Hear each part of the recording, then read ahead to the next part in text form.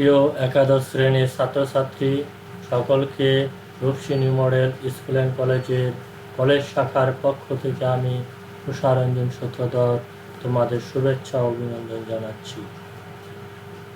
আজকের আলোচনার বিষয় বা বিষয়বস্তু প্রথম অধ্যায়ে প্রথম পর্ব ব্যবসায়ের মৌলিক ধারণা ও বৈশিষ্ট্য। আমরা এই অধ্যায়ে গুরুত্বপূর্ণ আলোচনার বিষয়বস্তু শিখন ফল হিসাবে শিখব ব্যবসায় কি, ব্যবসায়ের বৈশিষ্ট্য। ব্যবসায় বলতে কি বোঝায়? ব্যবসায়ের উৎপত্তির মূলে ছিল মানুষের অভাববোধ, আর অভাব পূরণের লক্ষ্যে মানুষ বিভিন্ন অর্থনৈতিক কর্মকাণ্ডের মাধ্যমে উপার্জন প্রচেষ্টায় জড়িত হয়। মূলত অর্থনৈতিক কর্মকাণ্ড ও লেনদেনকে ঘিরেই ব্যবসার উৎপত্তি হয়।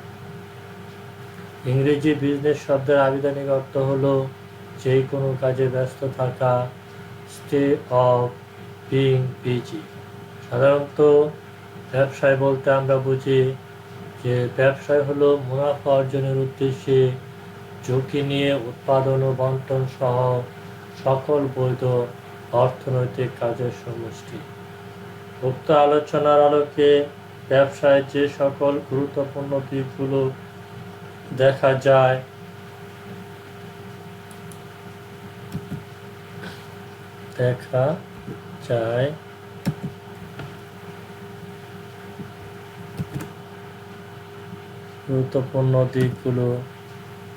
যায়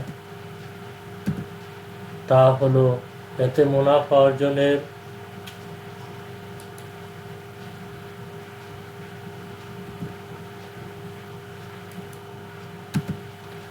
অর্জনের লক্ষ্য থাকে, এই কাজে ঝুঁকি অনিশ্চয়তা আছে, একে অবশ্যই দেশীয় প্রচলিত আইনে বৈধ হতে হয়, এটি স্বাধীন ও পরিবর্তনযোগ্য পেশা, এর কাজ ধারাবাহিক ও নিয়মিতভাবে করা হয়।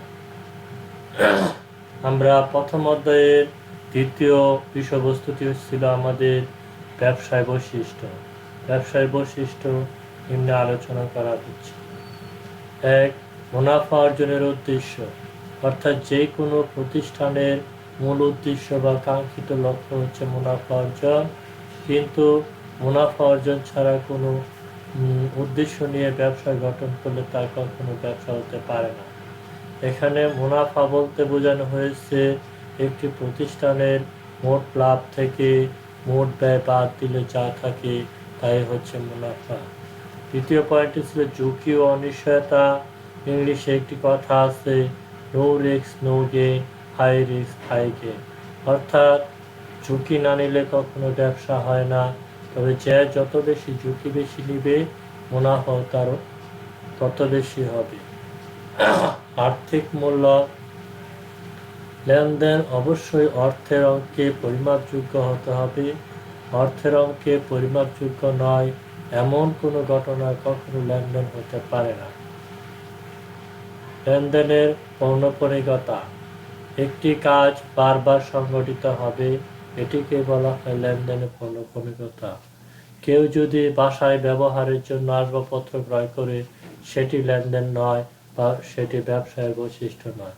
সে যদি ব্যবসায়িক উদ্দেশ্য নিয়ে আসবাবপত্র ক্রয় করে বিক্রি করে, তাহলে সেটি লেনদেনের পৌনঃপুনিকতা বা ব্যবসায় বৈশিষ্ট্য হবে।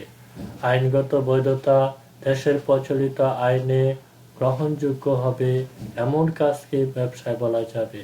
পেশা ও বৃত্তি, ব্যক্তি স্বাধীনতা প্রত্যেকটি মানুষেরই আছে, তাই সঠিক ব্যক্তিত্ব প্রকাশের জন্য স্বাধীন পেশা ও বৃত্তি হিসাবে ব্যবসায়কে গড়ে তোলা যায়। উপযোগ ও সম্পদ সৃষ্টি, অভাব পূরণের ক্ষমতাকে বলা হয় উপযোগ, আর এই উপযোগ থেকে আমরা সম্পদ সৃষ্টি করতে পারি। সুতরাং উক্ত বৈশিষ্ট্যগুলো ব্যবসায়কে মানুষের অন্যান্য সাধারণ কাজ থেকে পৃথক করেছে। তাই কোনো কাজকে ব্যবসা হিসাবে স্বীকৃত হতে হলে ব্যবসায়ের অবশ্যই উক্ত বৈশিষ্ট্যগুলো থাকতে হবে। বন্ধুরা, আজকে এ পর্যন্তই। তোমাদের আবারও রূপসী